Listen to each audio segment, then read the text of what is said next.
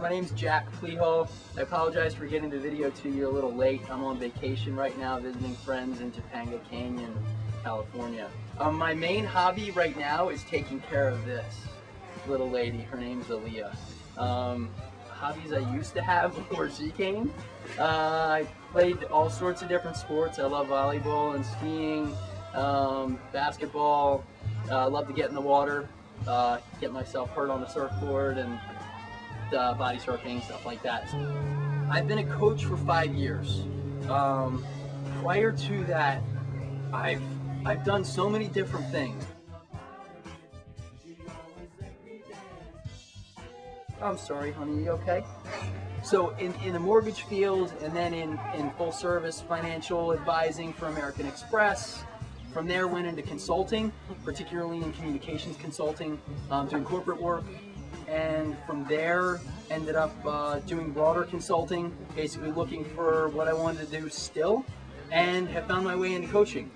So I've been through a lot of different fields in my process to finding my way as a coach. So I have a lot of capacity for what it is to look for and negotiate and find jobs. I've already devised a couple methodologies which may or may not be interesting for you guys. So we found a group of people that actually were interested in sitting down with us and discussing some issues that they have with their current careers. And? Go ahead. So guys, what is it that's not working here at your current place of employment? Not enough sow's ears. Interesting. Just so happens that I have one right here. Now, what's this? You're actually not going apeshit. I expect to get attacked. It could still happen. Do you want me to hit you with another question? Sure. Okay. Do you want me to ask one on the list? Sure. Ultimately, I think that there's so many different places people can make a difference that helping people to get in touch with what their core abilities are, and that's what I do as a coach, helping people to make their essence explicit, sucking hands, whatever they might be really good at. Whatever's good for them. Yeah, so having people distill their essence is a core of what I do as a coach, and notice their survival mechanism, which is what will generally take people off track. From there, on a basis of being in touch with yourself and being in touch with how it is that you as an individual, what your foundation is as a human being and what your core strengths are, you can then build on that and communicate that, and that's essentially where people will be able to do what they're here to do.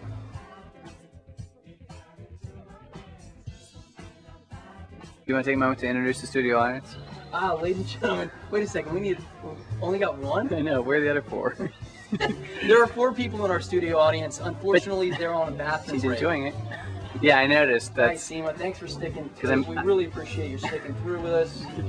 I'm making the mistake of filming this with bare feet. You're the core, you know? People like you make the show extremely fantastic.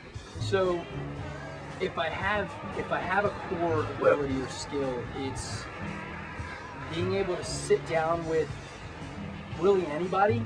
So apparently you've been having such a hard time with your current job that you've been driven to some old behaviors, even from childhood, like chewing on your binky. Wow, it's deep. Bear, we can work with you. It's okay. I mean, what we want you to do is take time with your binky right now. It's going to help you to ground yourself and feel as though you're back in a safe place. But after you're done with chewing on your binky, because I don't really know you well enough to take it away from you, we can discuss what's next. I can see eye to eye with just about anybody, really anybody, and make them feel comfortable and have them be able to open themselves up and share with me what's going on. All right, so this is not scripted. These guys just found out that I needed to do this about an hour ago. Are you making as much money as you want to make? No, it's something that's been pretty prevalent on my mind as of late. Cool. So, you want to give like a quick heads up on the situation? I've been doing construction for a long time. I'm feeling like I'm getting burnout on construction. I'm feeling like my body is feeling the toll from that, and I'd like to do something that was more creative. What would be the thing that would come up to stop that? If it were just, if focus were no longer an issue, Right. what else would come Even up as to you were stop saying that, I could feel them coming up. Can you see a way? Can you turn this way or this way? You all good? Yeah, I'm fine. Let's go to the mountain lion. Go this way. Okay. There's less Is the traffic. mountain lion a bar? No, there's a mountain lion right over The there. mountain lion is a creature. Oh, really? Big. A mountain lion. Yeah. Oh, great. That's a mountain lion. We'll interview the mountain lion next. Maybe he's not liking eating people anymore. So it's like a fork in the road, right? And you don't necessarily want to take either of them. Right, and like, and I mean, I'm going off you saying if I picked one. So No. I'm what I want us to consider is maybe there's a third fork. well, I mean, there's definitely a third fork. I mean, I've been doing producing music events, and that's definitely another avenue. It's Like, what's your vision? Like 5 years out, what would producing music events look like for you?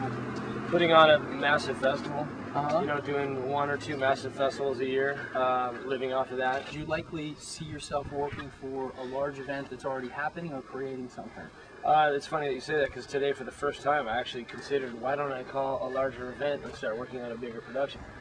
Normally I would probably create some actions, we close off this conversation and we have him take a week and take some actions, do some things, find some things out, and then we'd have another conversation.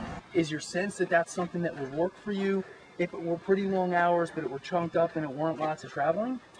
Yeah. Start getting in touch with anybody and everybody that you know, whether they have contacts in production or not. Say, listen, I want to talk to people in the production world, and start doing informational interviews. Right. Take people out to lunch, take people out for coffee or beers. Say, listen, I want 20 minutes from you. I'm thinking about getting into the space, and I'd like to ask you some questions. Take them out for a coffee. Right. They might end up offering you a job. You're just there to ask them questions and to explore, and just do that for the next week or 2 weeks, and see what opens up for you. Right. That's the next step.